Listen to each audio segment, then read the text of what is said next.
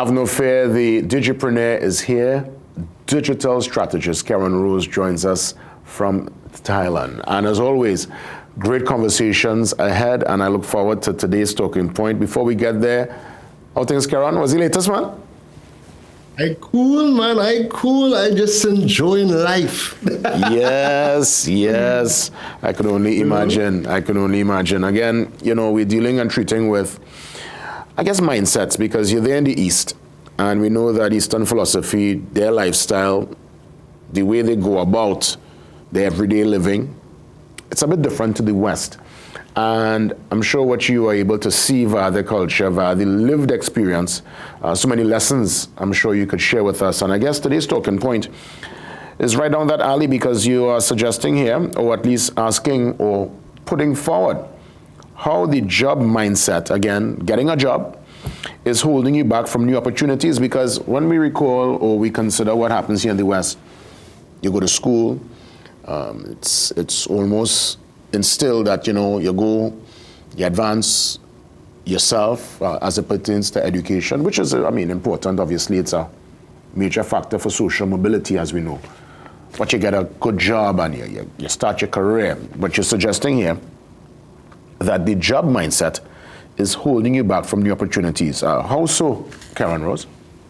Yeah, let's talk about it. Now, I want to preface the conversation before anybody takes out of context. We're not saying jobs are bad. We're not saying don't get a job. But what we're talking about is just another perspective, another piece of food for thought for you to take in, right? So I was having a conversation this week with a friend who is in Trinidad. They have a business, they have a full-time job, they make really good money, but they want to expand. They want more. They want to live somewhere else. So they're looking at Asia. They're looking at my journey, and they've decided that, you know what, they would love to come out to Thailand. So I was telling my friend that, when you come out here, because of the business that you are in within the fashion space, where has all the supplies? The supplies are in Asia. The factories are in Asia. The labor is in Asia. What we don't have Caribbean-wide is we don't have our own presence over here to negotiate, to learn the landscape, to really help build back home. So when you come out here, there's opportunities, because now you have access to all the things that we don't have back in Trinidad and back in the Caribbean. And the first thought from her was, okay, this sounds like a plan, but I need a job. I need a job first. And because we think that because we've been conditioned for so long that jobs are really the only way to earn money, that limits us. Because when we think a job is the only way to earn money, we don't think about all of the other ways that we can earn money. And this is what I mean by you don't need a job, but you do need an income stream. So when you start thinking about what are the different ways that we can earn income, whether it's renting out property, whether it's, learning digital skills like e-commerce and selling products online, whether it's creating content and earning money off of content, investing, trading, mutual funds, there's a lot of ways that we can earn money. But because we're so conditioned to think job, it stops us from tapping into the other opportunities around the world. Truth be told, you're spot on, but again, we have to consider this is now going to be a cultural shift to have that different conversation, because, again, the routine is you go to school, you do well, and you go get a job. What you just mentioned are things you learn when you are actually out of the school system. You don't learn about streaming and real estate and all these different things within the structured school system. So where and how do we start this conversation, Keron Rose? We're starting the conversation right now, right? Jason, let's use you as an example, because you're a perfect example for this, right? If, knock on wood, if one day you decide that, CNC3 Guardian Media is no longer what you want to do as part of your full-time job and income, if that goes away, your thought process is probably not, knowing you how I know you, your thought process isn't going to be find another job. You're thinking about, okay, I can start to do more hosting gigs.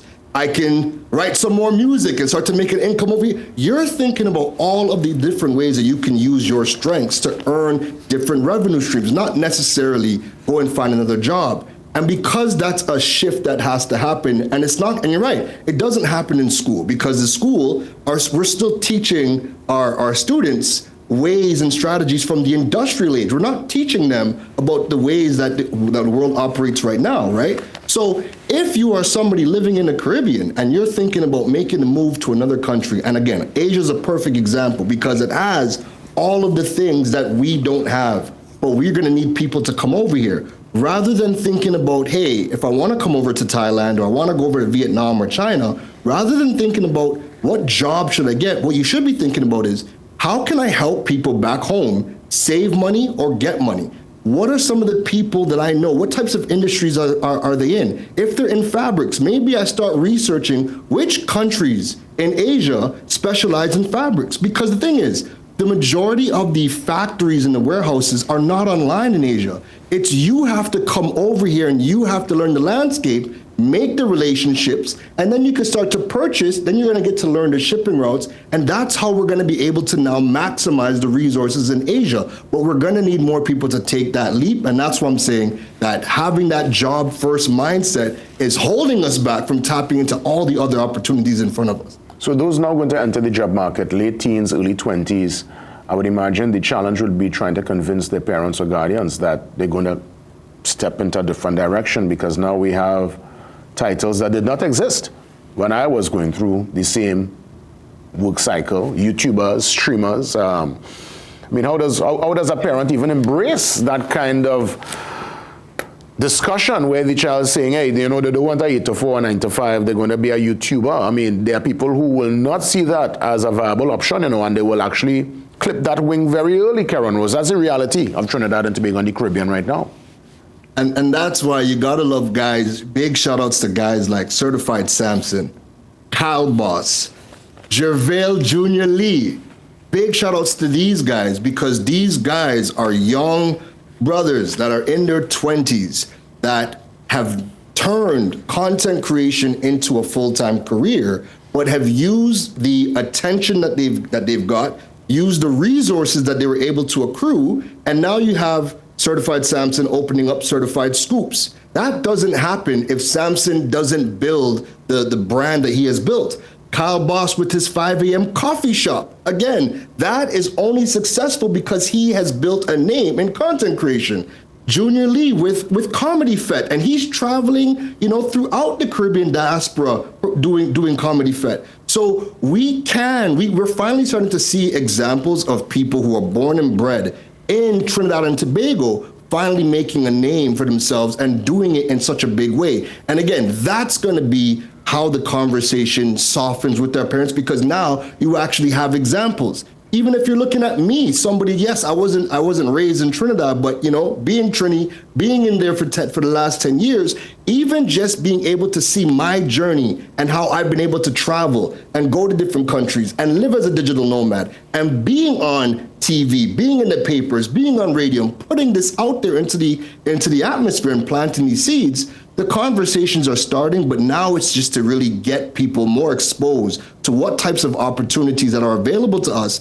And then it's just gonna take a few good people to, you know what, say, what do I have to lose, and make the leap. But the opportunities are there. And I mean, I'll end by saying this. When you come over to Asia, it's a lot more forgiving because the cost of living is so much cheaper. My last month's bills tallied up. I spent $832 US in everything, rent, electricity, this. So because my cost of living is so low, I now have more of a cushion to try things out and to experiment and see new things, make new relationships, versus if I was living back in Canada, where the cost of living is 100 times more than Trinidad, I don't have time to do nothing because I'm busy working 3 jobs trying to survive.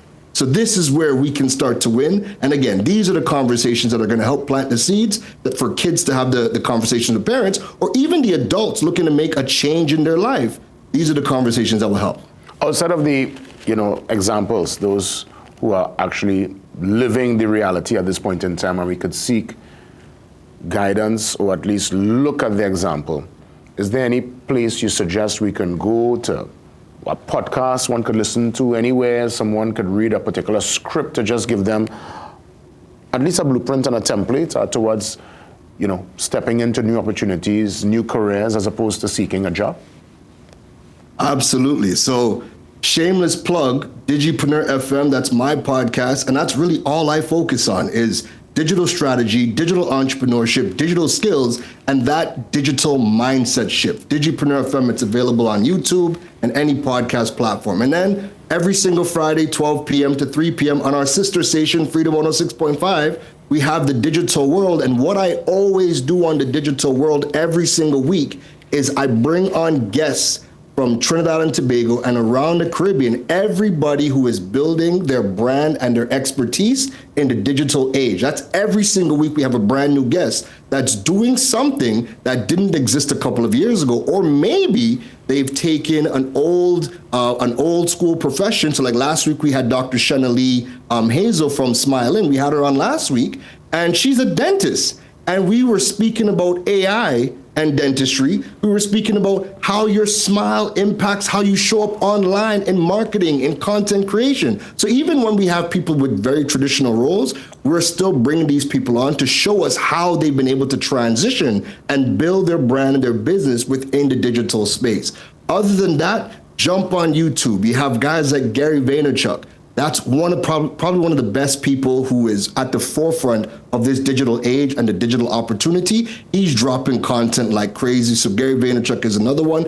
And last one I will say for the people who are real business heads that want to know about building better businesses in the digital age, I recommend you go check out a guy like Daniel Priestley. You can check out either of his books, or you can go on YouTube and watch him or listen to his podcast as well.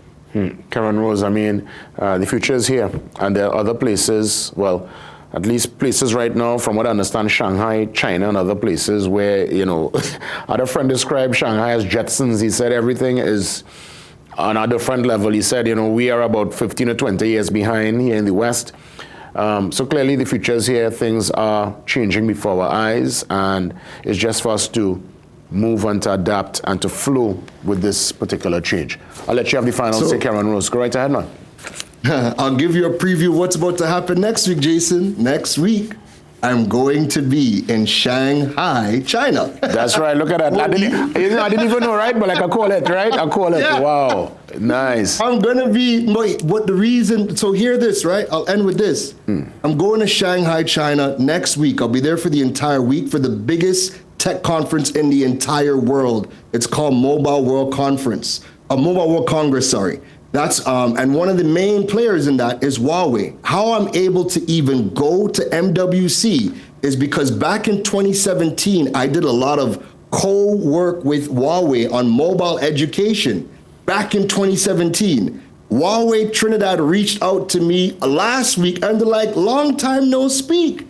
You're still doing tech. How about teaching about technology and the lifestyle? I'm like, that's great. That's exactly what I'm doing. They're like, would you be available to go and represent the Caribbean, represent Trinidad and Tobago at MWC and cover MWC on our behalf? That is why I'm going to be in China, in Shanghai, China next week. Amazing, Trinidad amazing. And it's not obviously too far from where you're at right now, so it worked out perfect.